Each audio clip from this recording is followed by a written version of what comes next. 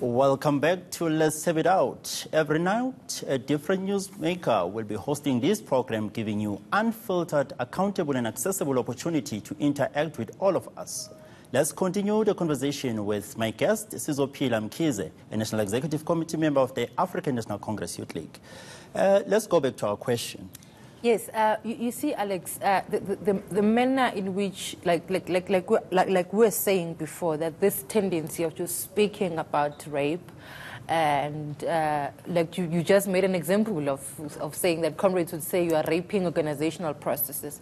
But I think the society and ourselves as leadership of the society now, as much as we're still growing in leadership, we need to understand that rape is part of a broader part of the oppression that women are put under. I mean, comrades and people in general will make fun of rape, and they'll speak loosely about rape as it affects young people. Now, that is why other people will even fear to speak about rape when they've been raped, because it is regarded as a joke that so-and-so is raped. And let's hear what the callers have to say. Let's take Princess from Omonde. Hello, Princess. What's your question?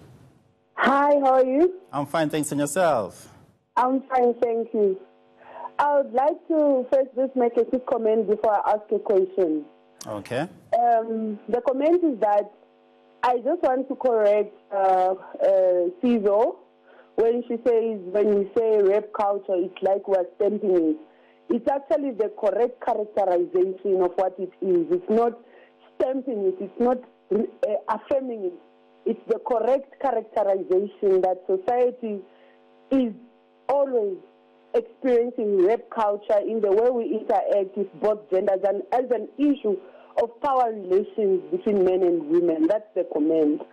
And the question is, I would like to hear what are the views of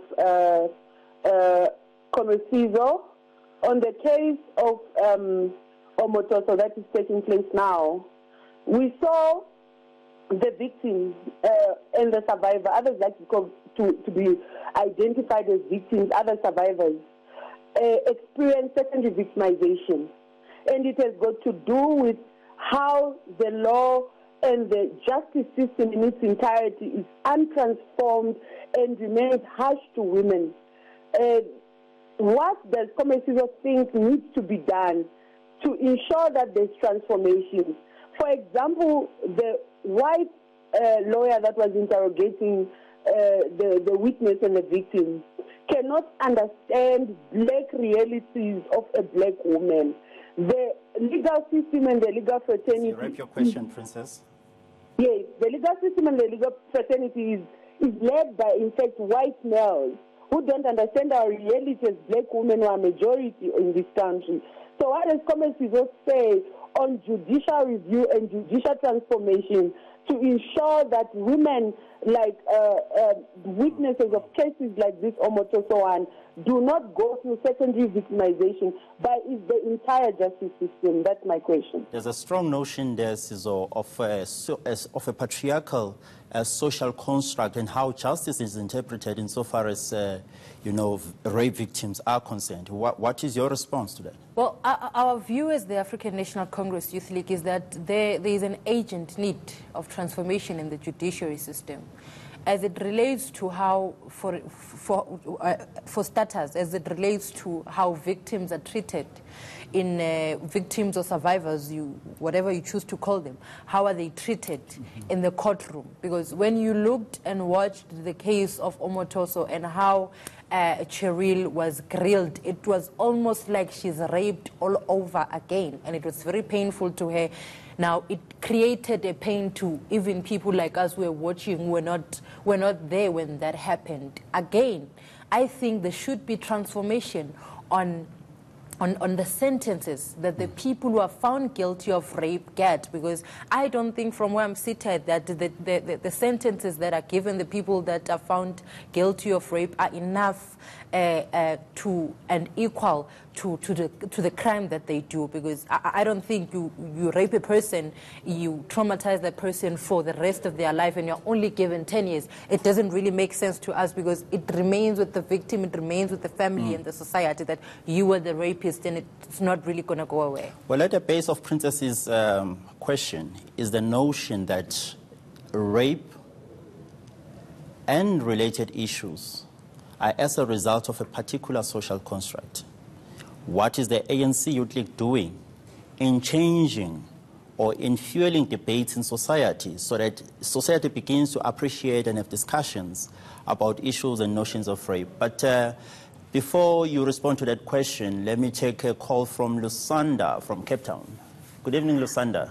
Good evening to you too. Thank you for the opportunity to be able to I would like to raise a comment. And the comment is that we need to look at, we are aware that 1 out of every 9 women report rape. Now, when the national minister gave the crime stats, the crime stats revealed that 40,000 women actually reported rape.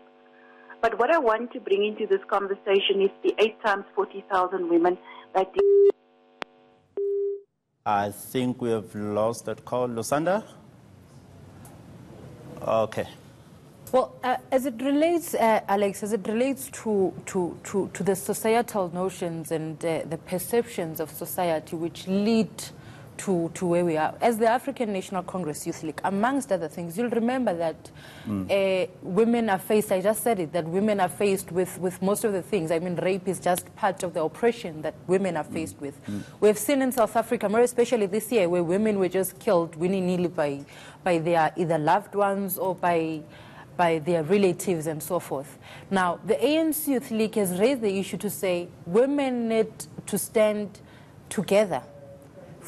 Now, that is the start point, that women need to be united, because it pains our hearts to see, for instance, what happens in the case of Omotoso, where you have women who are openly saying that they are supporting the perpetrator instead of supporting the victim.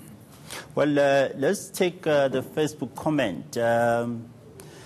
South Africans have a lot to say, I must say. Let's take the Facebook comment.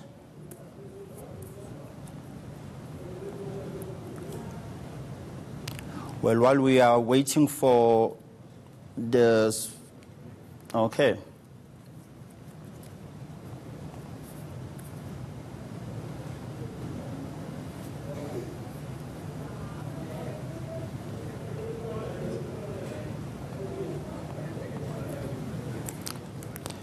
Let's take a caller instead. Elvis. Yes?